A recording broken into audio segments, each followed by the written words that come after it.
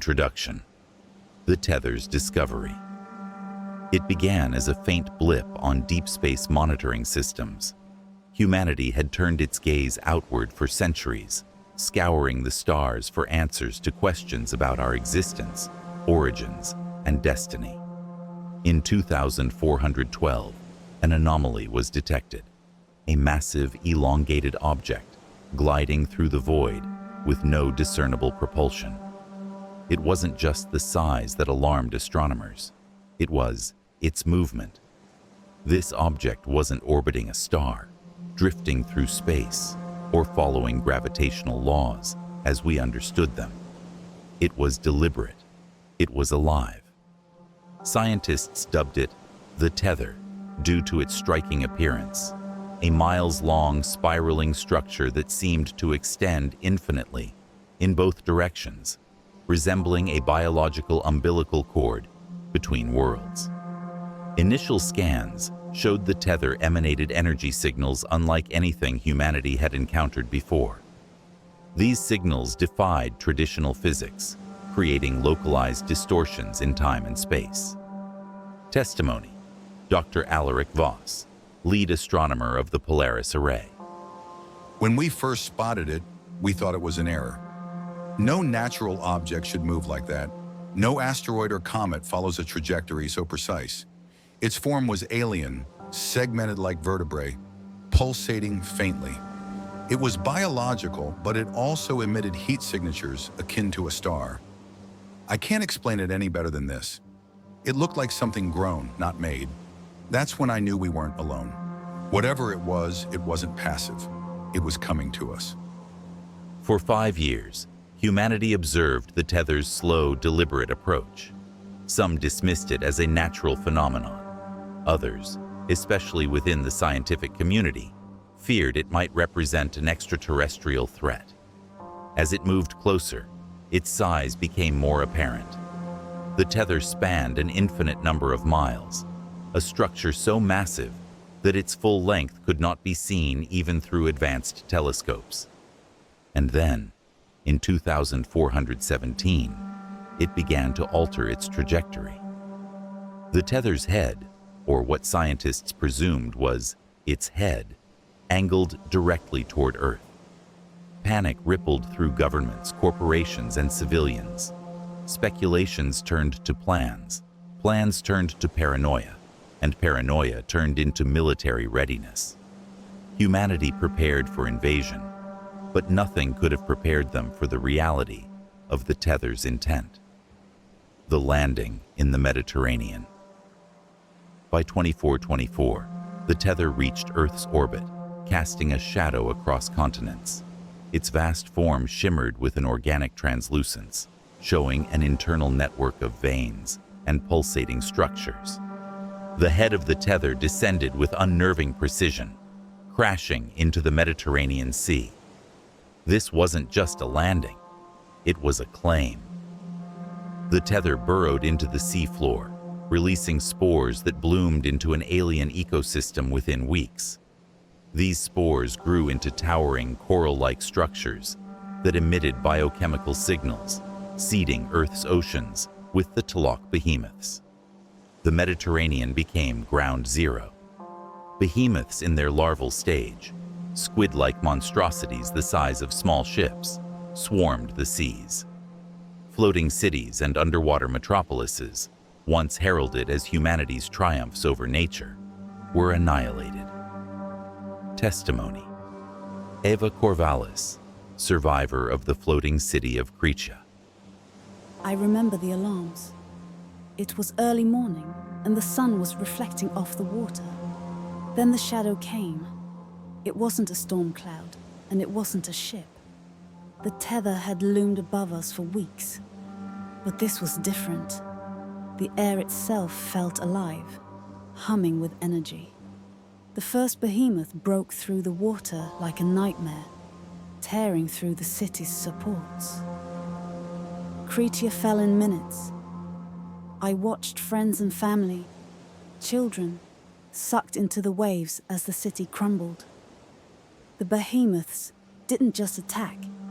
They swarmed like predators, their tentacles tearing through buildings, dragging people into the depths. I was one of the few who made it onto an escape vessel. As we sped away, I looked back and saw Cretius sink, the tether looming above like a god. The Tlok Behemoths, Anatomy and Behavior. The Tlok Behemoths are the offspring of the tether, each one grown from its alien spores. These creatures represent the tether's biological purpose: colonization and consumption. Larval phase. In their larval stage, the behemoths are gelatinous and translucent, resembling grotesque hybrids of squid and crustaceans. Their bodies are equipped with bioluminescent siphons to lure prey and razor-sharp mandibles capable of tearing through steel. They swarm in massive numbers, attacking ships, underwater facilities, and marine life with hive-like coordination. Adult phase. Upon maturing, the behemoths undergo a startling transformation. Their bodies harden into chitinous armor, and they grow to lengths exceeding 500 meters. Adults exhibit remarkable intelligence, capable of coordinating attacks, evading traps, and even mimicking the movements of human vessels. Their most terrifying feature is their ability to emit low-frequency sonic waves that disrupt electronics and disorient prey, making them unstoppable in naval combat. The Mediterranean Battle. The Mediterranean battle began as a desperate attempt to contain the behemoths. Naval forces from around the world converged on the region, deploying every weapon in humanity's arsenal. Submarines, battleships, and drone swarms engaged the creatures in a chaotic struggle for survival. Key event: the Battle for Malta. The island of Malta became a critical defensive point, serving as a base for underwater weapon platforms and evacuation efforts. However, the behemoths launched a coordinated assault, overwhelming defenses in hours. Malta fell, marking one of the most devastating losses in the early conflict. Testimony: Admiral Tobias Rhett, Naval Commander. We didn't stand a chance. For every behemoth we took down, 10 more emerged. They didn't fight like animals. They fought like soldiers using strategy. The Mediterranean turned red with blood, ours and theirs. I'll never forget the sound, that unholy resonance they emitted, shaking our ships apart. When Malta fell, I knew we weren't just fighting for territory. We were fighting for our species. By the end of the Mediterranean battle, humanity suffered catastrophic losses. Over 70% of naval forces were destroyed, and millions of lives were lost in cities like Kreta, Algiers, and Alexandria. However, the battle also marked a turning point. Out of the chaos came the first seeds of resistance. Wall cities, humanity's last bastions. The destruction of Malta, the Mediterranean catastrophe, and the obliteration of floating cities like Kreta forced humanity to reconsider how it coexisted with the ocean. Coastal metropolises and oceanic habitats could no longer depend on traditional defenses. Thus, the era of wall cities began. The design and purpose of wall cities. Wall cities weren't just barriers, they were ecosystems. Rising hundreds of feet above sea level, their primary purpose was to keep behemoths and larval swarms at bay. Beneath the surface, these fortresses extended deep into the seabed, with reinforced foundations able to withstand the most intense seismic activity caused by behemoth migrations. These walls weren't static. Integrated with advanced weaponry such as railguns and plasma turrets, they could actively target incoming threats. Some walls were embedded with mechanisms that released coral decay strains, effectively creating biochemical no man's lands in the surrounding waters. The role of biomechanical tendrils. The discovery of biomechanical tendrils on Titan in 2489 was a game changer. These alien structures, when implanted into the walls, acted as living conduits of energy. They latched onto behemoths that struck the walls, draining their electrical and kinetic energy and converting it into power. Over time, these tendrils grew autonomously, creating a self-sustaining network within the walls themselves. Floating and underwater cities using wall technology. Not all wall cities were on land. Some were entirely aquatic. Atlantis 7, a city hovering above the Atlantic abyss, utilized massive buoyant structures surrounded by defensive walls. These walls harnessed biomechanical tendrils to both repel behemoth attacks and stabilize the city against ocean currents. Nereus Prime, the largest underwater city near the Mariana Trench, surrounded itself with a network of tendril-infused walls that used the trench's immense geothermal energy to power their defenses. The Haven Archipelago, a series of floating cities connected by bridges, sat in what was once the Pacific's tranquil waters. Despite their collective walls, they were almost wiped out in the wave of 2514, when 3 adult behemoths attacked simultaneously. Testimony: Mason Griggs, lead engineer on Atlantis 7. Atlantis 7 was more than a city, it was a statement of defiance. The tendrils were like our veins, keeping the city alive, feeding us power. But every time a behemoth slammed into those walls, it felt personal. I remember watching the tendrils drag one of them down, siphoning it dry until its massive body floated lifelessly. It was victory, but there's no celebration in watching something that big die. It just reminds you how small we are. Bioweaponization. The behemoth onslaught forced humanity to turn to bioweaponry, blending science and desperation to create tools capable of killing the unkillable.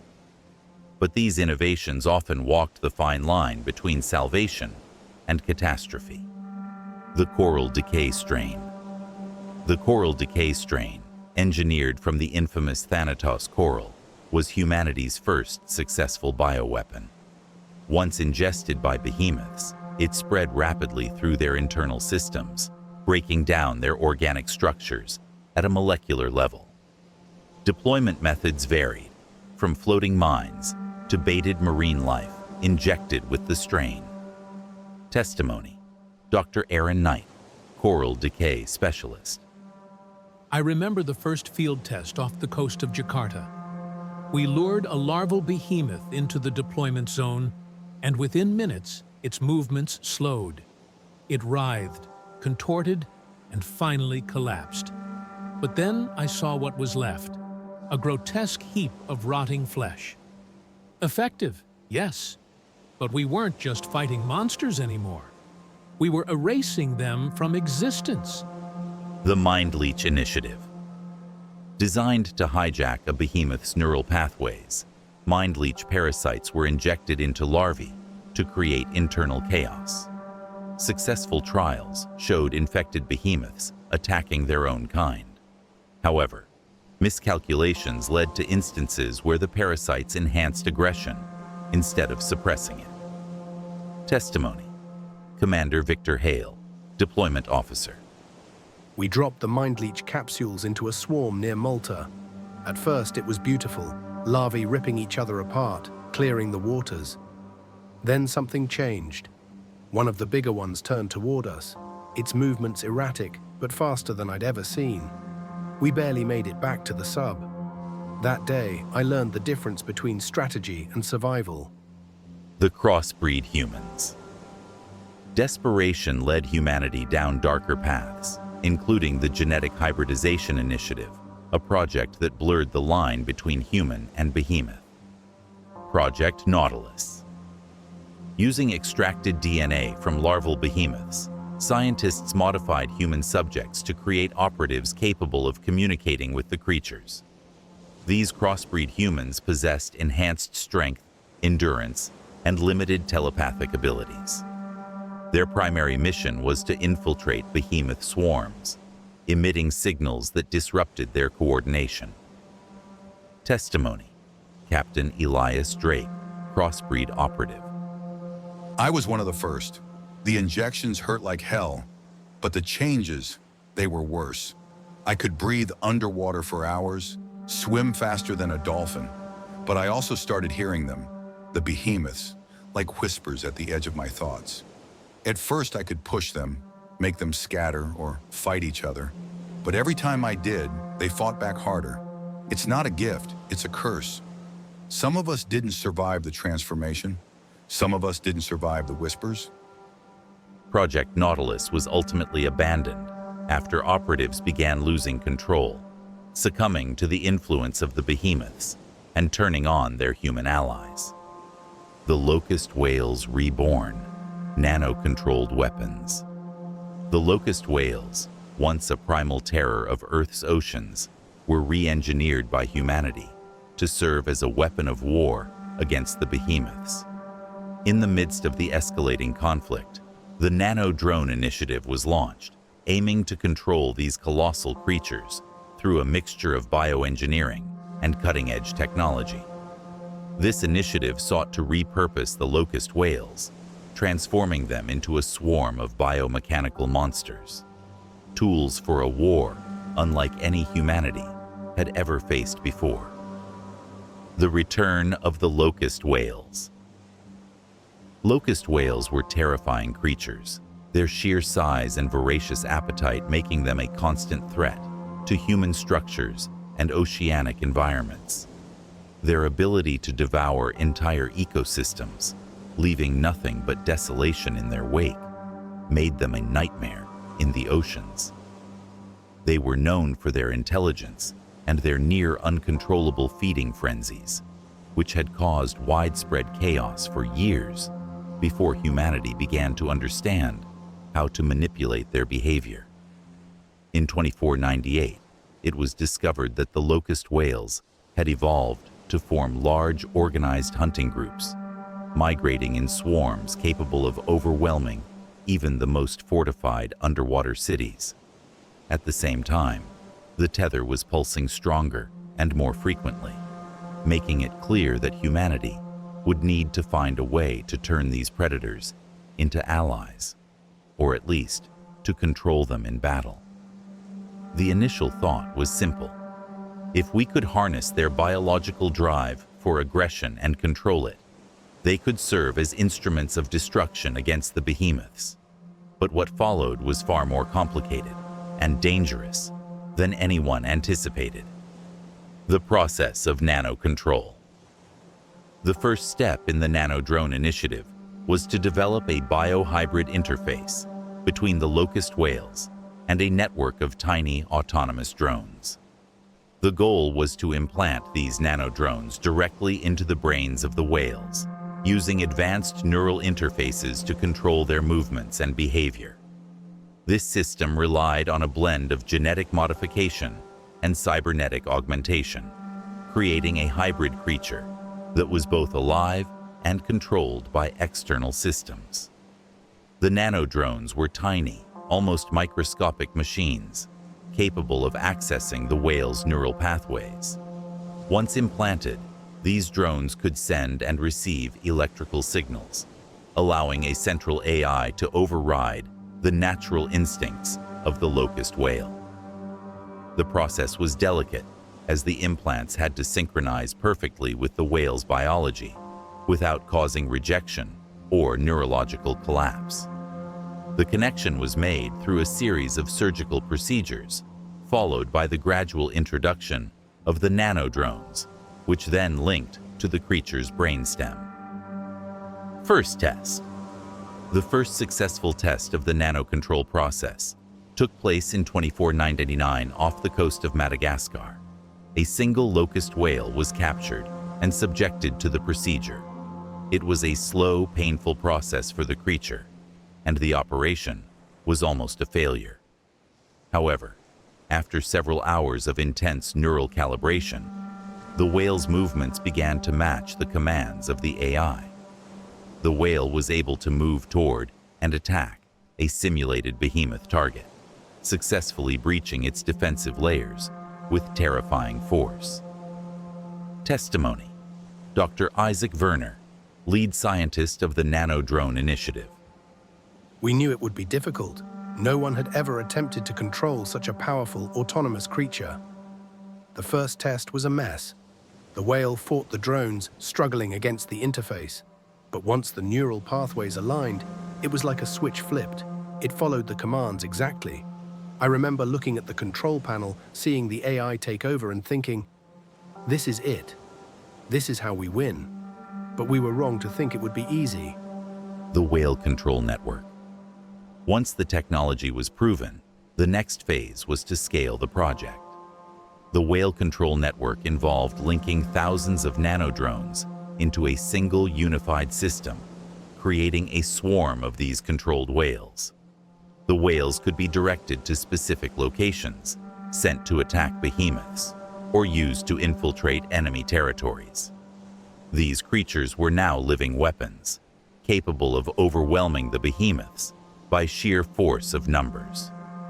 The whales were grouped into squads, and each squad was linked to an individual AI unit. Each unit was capable of controlling up to 50 whales at once, creating waves of destruction wherever they went. It was, at first, considered a triumph, until the first signs of trouble began to appear.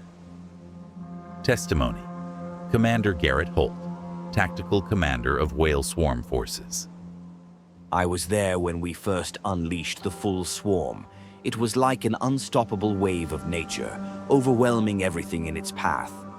The behemoths were battered by the force, thrown around like rag dolls. It felt like we had the upper hand, until the first time we lost control. One of the whales in the swarm began to resist, then another, and then they started attacking each other. We couldn't stop them. It's like the behemoths weren't the only threat anymore. The dangers of the nanodrones. While the AI-controlled whales were initially effective, the technology was far from perfect. The nanobots that allowed the drones to interface with the whales' brains were still prone to malfunction. In some cases, the whales exhibited erratic behavior, attacking other creatures in the swarm, or even turning on their human handlers. The once mighty weapons became unpredictable, and the military had to constantly monitor the AI for signs of malfunction. Moreover, there was a growing concern that the whales, with their enhanced aggression and strengthened senses, might begin to break free of their AI control entirely. This fear became a reality in 2502, when a swarm of 100 controlled whales was deployed to attack a behemoth group off the coast of the Azores. The initial battle went according to plan, but as the swarm finished off the behemoths, the whales began to target the nearest human vessel, a research station on a floating platform. Within moments, the platform was overrun. Only half of the whales returned to their designated location, with the remaining creatures lost in the depths. Testimony: Lieutenant Colonel Jason McAllister, Field Commander of the Azores operation. It was like a bad dream. We had everything lined up. The swarm was going perfectly. The behemoths were dropping, and then suddenly, one of the whales broke formation. It turned on the station. I couldn't believe it. The whales had been so precise in their attacks, but now they were unpredictable. It was the AI, or maybe the creatures themselves, but we couldn't stop them. The damage was done, and I couldn't help but think, what happens if they do this on a larger scale? The long-term risks. As the whale swarms were deployed more frequently, the risk of losing control grew. The presence of nanodrones in the whales' brains began to have unforeseen consequences. Some whales, over time, started to reject the implants, leading to increased aggression and loss of coordination within the swarm. The AI Command Central, once a flawless operation, started receiving feedback loops, glitches in the system that caused rogue whales to wander off course and attack human cities. The question loomed large: How much control did humanity truly have over these biomechanical weapons? With each swarm, the AI's control became more tenuous, and the lines between friend and foe blurred. Humanity had successfully weaponized the Locust Whales, but in doing so, they may have created a monster far more dangerous than the behemoths they were designed to defeat. Testimony: Dr. Isaac Werner, lead scientist of the Nano Drone Initiative. Final report. We thought we could control them, but now I see the danger. The more we push, the more we risk. I've watched the whales attack their own kind, and I've seen the chaos they cause. We've weaponized them, but we've also unleashed something we can't fully understand. These creatures are no longer just animals. They are something else entirely. I fear we've created a force that may one day turn against us.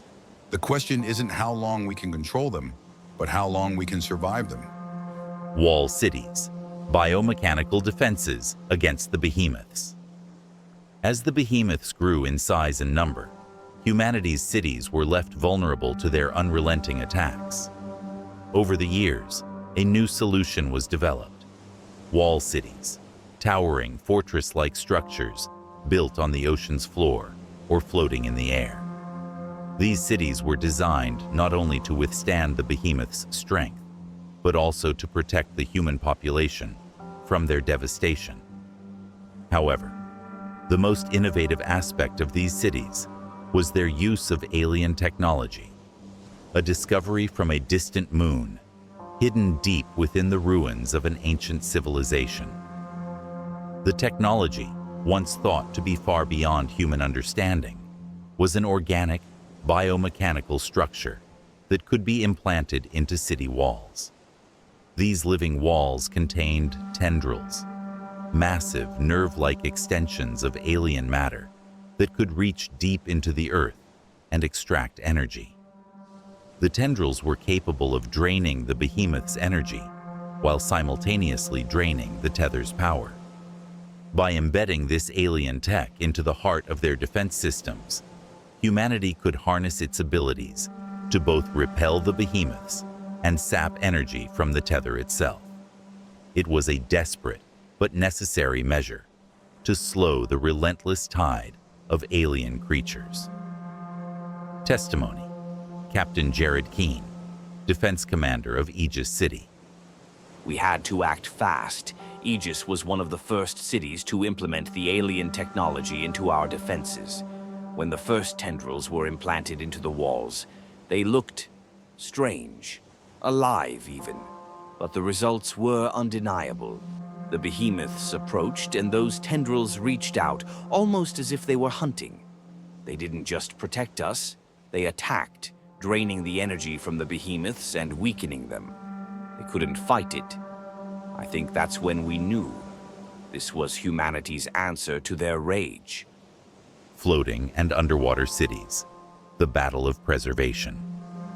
Humanity's ingenuity in architecture was on full display as both floating and underwater cities were constructed to ensure survival against the behemoth threat.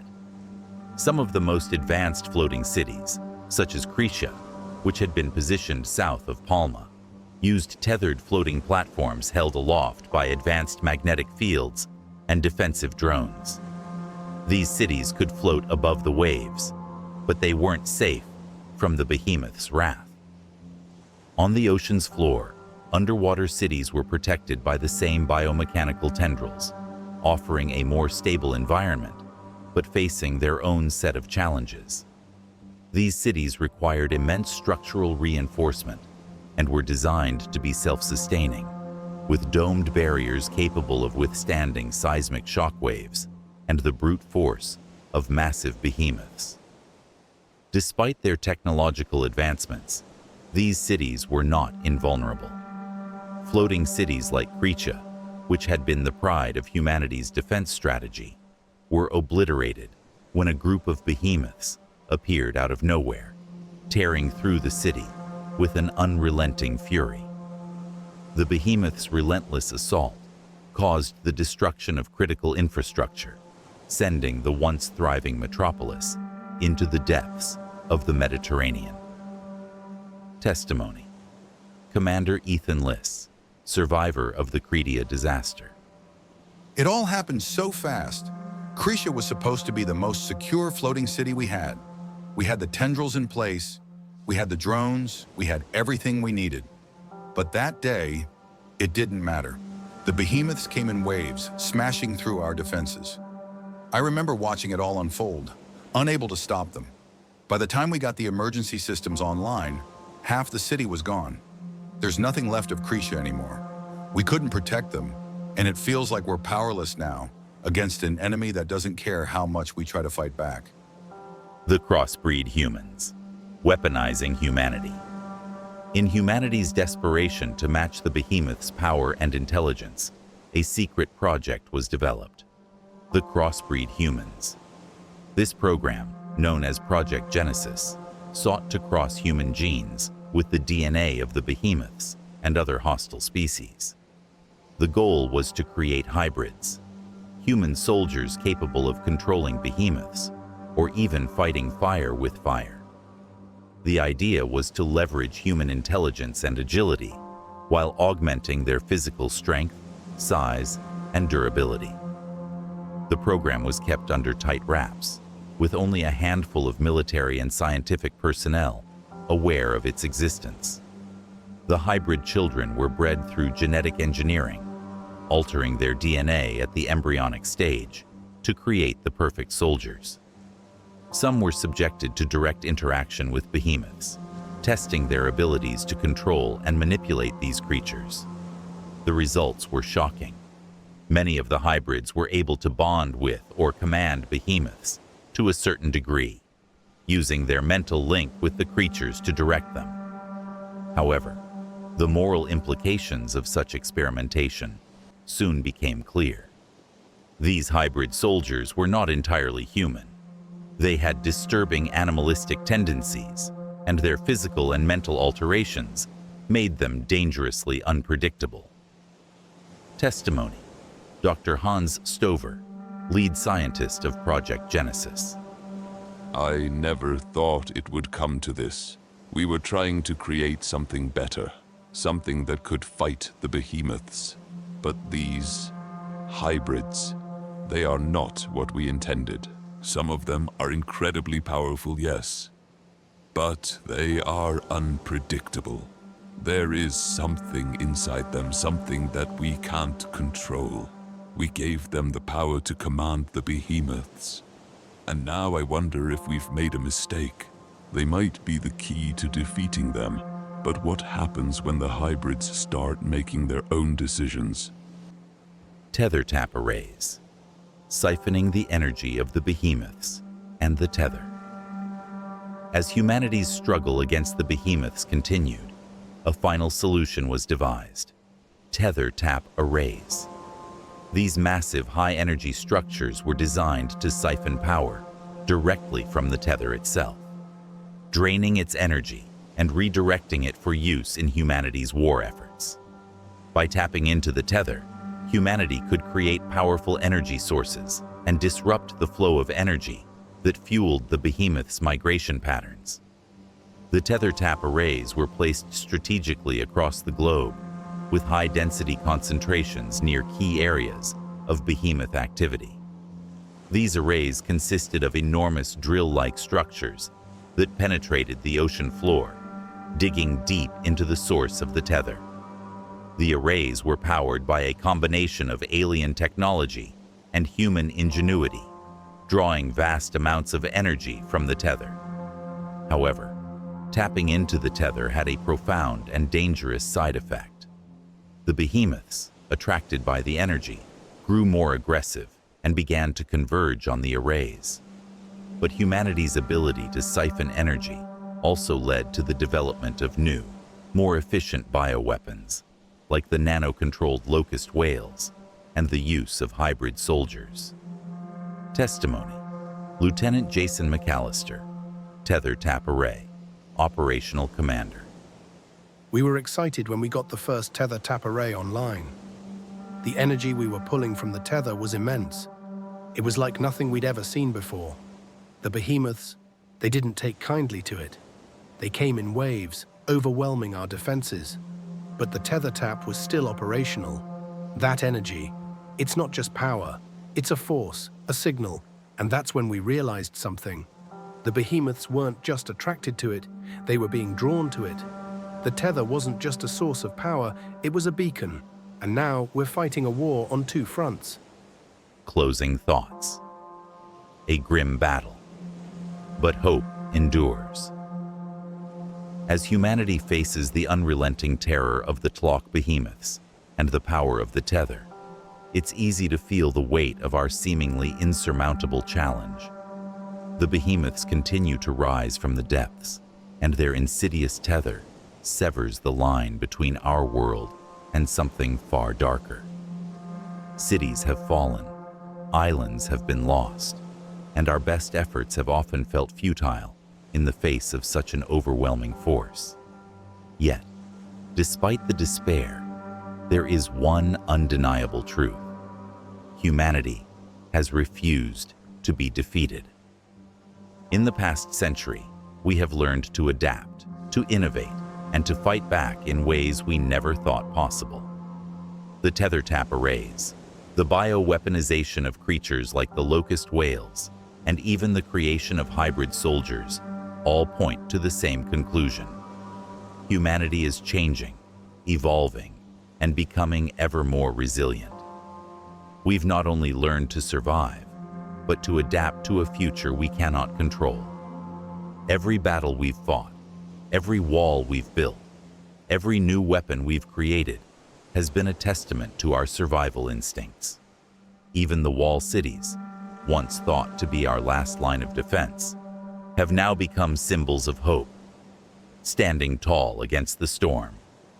And though the floating cities have fallen, others rise to take their place, better equipped and fortified.